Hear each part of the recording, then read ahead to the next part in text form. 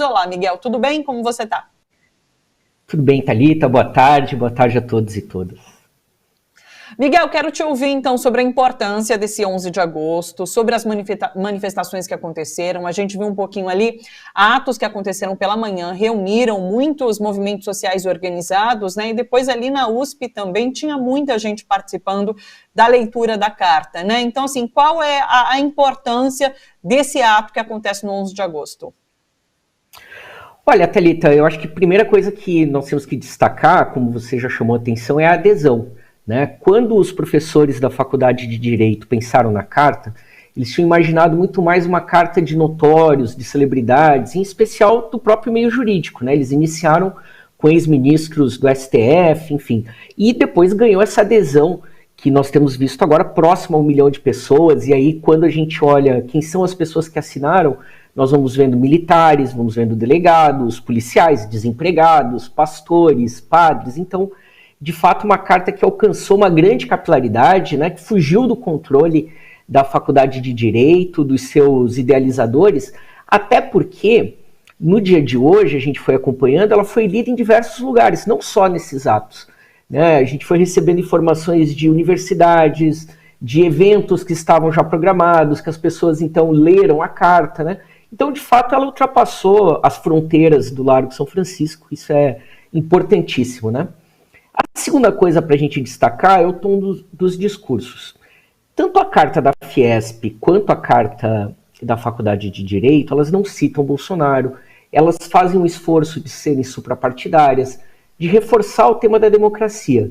Mas todo mundo que foi para o microfone ali deu uma elevadinha no tom, foi mais duro nas declarações. A gente teve manifestações que lembraram a morte da Marielle, do Dom Phillips, do Bruno Pereira, né? A gente teve discursos mais enfáticos, ainda que não citando o nome. Tivemos manifestações dentro da faculdade de fora Bolsonaro. Então, ainda que tenha esse clima, né, o tom do discurso foi mais elevado do que as cartas representaram. A terceira coisa que é importante a gente destacar é que o governo não entendeu o sentido das cartas. E isso, quer dizer, o governo entendeu, o Bolsonaro é que não entendeu, né? Houve um movimento do Centrão, do Paulo Guedes, de tentar apagar o incêndio, né? A gente viu já na semana passada uma adesão grande de banqueiros, e nessa semana o Bolsonaro foi na Febraban, a convite, enfim, e lá ele atacou novamente a carta, né? E várias vezes essa semana ele voltou aquele discurso, né, da cartinha, manifestinho, enfim, sem perceber que a própria Febraban havia assinado a carta, né, tanto a da Fiesp, enfim. Então, o governo não percebeu, não entendeu a simbologia, né, e a força dessa carta de modo geral.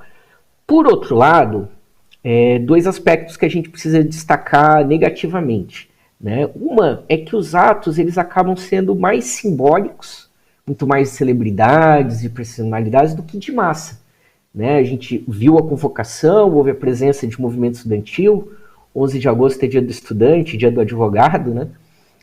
Vimos ali as manifestações em vários estados, mas de fato elas são mais simbólicas do que de massa. Então ela não deu aquela virada, aquele clima de diretas já que se imaginava que poderia ter dado, né? Então ela continua demonstrando que é uma opinião consolidada à esquerda na sociedade, mas não necessariamente um desejo de ir às ruas. E isso pode ser determinante em relação às eleições, e o que a gente vai ver depois em 7 de setembro.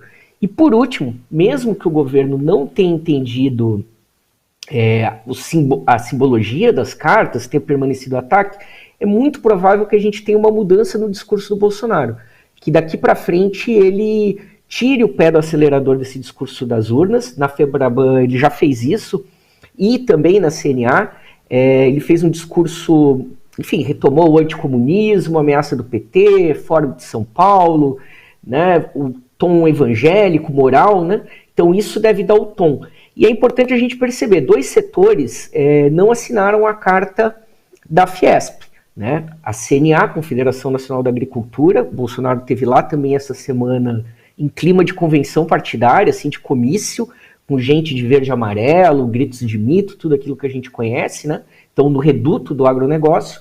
e a Ciesp, Centro das Indústrias do Estado de São Paulo, que faz parte da Fiesp, representa aí em torno de 8 mil empresas do Estado de São Paulo, e que se recusou a assinar a carta com uma desculpa vaga, enfim, mas que a gente sabe teve pressão interna de empresários bolsonaristas. Então, só para a gente também não criar um clima de já ganhou, né, e de que não entender esse clima na sociedade pró-democracia como necessariamente pró-Lula, né, que isso o PT entendeu muito bem nessas reflexões todas, né. Sabe que eu vi algumas críticas, né, em relação a não reunir tanta gente em manifestação de rua, um ato como esse, por conta de ser um ato durante a semana também, né? Então tem muita gente que está trabalhando, não consegue se reunir, as grandes manifestações que a gente viu acontecer, inclusive nesses últimos anos, foram aos finais de semana, né, sábado, domingo ali, que as pessoas podem participar de fato, né? Mas é o dia 11 que acabou caindo, calhou de cair numa quinta-feira. Eu vi um esforço muito grande, até achei curioso, um malabarismo por parte da grande imprensa ao noticiar o ato, essa questão de fugir das críticas que foram feitas diretamente a Bolsonaro, porque, como você lembrou, o público ali presente, por várias vezes, cantou, né, ali o fora Bolsonaro, eu vejo ali na grande imprensa essa questão de eles defenderem muito enfaticamente que é um ato suprapartidário, que não é uma crítica direta a Bolsonaro e ao governo Bolsonaro, mas aos ataques à democracia, bom, que são feitos pelo governo Bolsonaro nesse momento, né? Então, assim, o governo vestiu a carapuça e achei que a mídia tentou meio que encobrir um pouco essa questão. E eu quero trazer aqui para a gente comentar um pouquinho as falas do José Carlos Dias, né, ex-ministro da Justiça, e dá, inclusive, na origem tanto do manifesto da Fiesp quanto da Carta pela Democracia. Ele disse algumas coisas bem interessantes, né? Ele falou que, por exemplo, é algo inédito que, pela primeira vez, assim, algo grandioso, capital e trabalho se unindo em defesa da democracia. Eu achei interessante uma fala dele nesse sentido, mesmo porque ali a Carta de 77 não tinha esse apoio do empresariado, me parece, né? Então, quero te ouvir também sobre. E ele disse, daí teve uma parte também que ele falou assim, olha, nas eleições, uma instituição, o TSE, tem competência, o resto é gente sem competência jurídica e moral para se intrometer no processo eleitoral brasileiro, que me pareceu uma crítica direta aos militares, né, que hoje, mais uma vez, tentam se intrometer ali no processo, indicaram, parece que mais 9 pessoas para fazer parte daquele comitê de acompanhamento das urnas eletrônicas, então me pareceu uma crítica direta aos militares, né, então quero te ouvir um pouquinho sobre essas duas falas do ex-ministro da Justiça.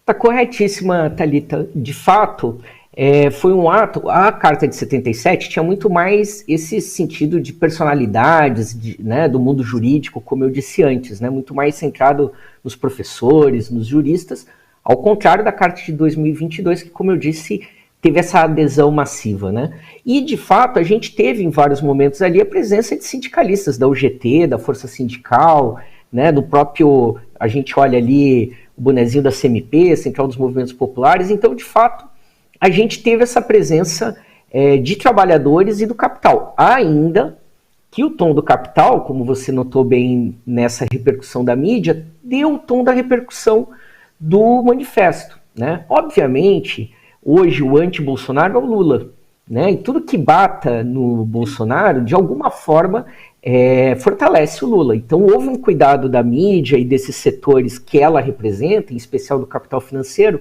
de não transformar num movimento que fosse lulista, né? Claro, como eu disse, o PT também teve cuidado de não parecer como oportunista, né? Como a gente falou, o Lula deixou para aderir no último momento, depois que outros presidenciáveis também tinham, fez com muita discrição, né? Deixou o protagonismo com isso. Mas é uma carta que tem um tom, se fosse uma carta mais enfática dos trabalhadores, certamente a gente teria que falar também da fome, do desemprego, da inflação, né? E não tem como a gente pensar em democracia num país de famintos, né? E, por outro lado, teve vários recados aos militares, inclusive uma das pessoas que leu a carta é um ex-juiz do Supremo Tribunal Militar. E, de fato, os militares estão hoje divididos, pensando como eles saem dessa enrascada que eles se meteram em embarcar nessa aventura bolsonarista. Então, nós já tivemos a retirada do coronel, que representava os militares no TSE, por ter disparado fake news, né? Então, total contradição, absurdo. As outras falhas, como pedir códigos que já estavam disponíveis, né? propostas esdrúxulas como filmar, etc. Então, há um sentimento também de constrangimento em parte do setor militar, que espera que o Ministério da Defesa vá se retirando desse processo, né? Mas, por outro lado, a gente tem uma pressão desse núcleo fiel, como você chamou a atenção no giro, né? Nunca antes na história do país os militares ganharam tanto dinheiro, acho que nem na ditadura militar, né? Então há um setor que está sendo beneficiado pelo bolsonarismo com essas grandes, né? A gente viu Viagra, picanha, cerveja, altos salários, né? Estão ocupando o Estado. Então, certamente não querem deixar essa posição e vão lutar por isso, não vão entregar o governo e o PT e o poder com tranquilidade, né? Então, são fatos para a gente ficar atentos no próximo período, como é que as Forças Armadas vão se comportar, se vão se retirar ou vão continuar assediando, né, o processo democrático.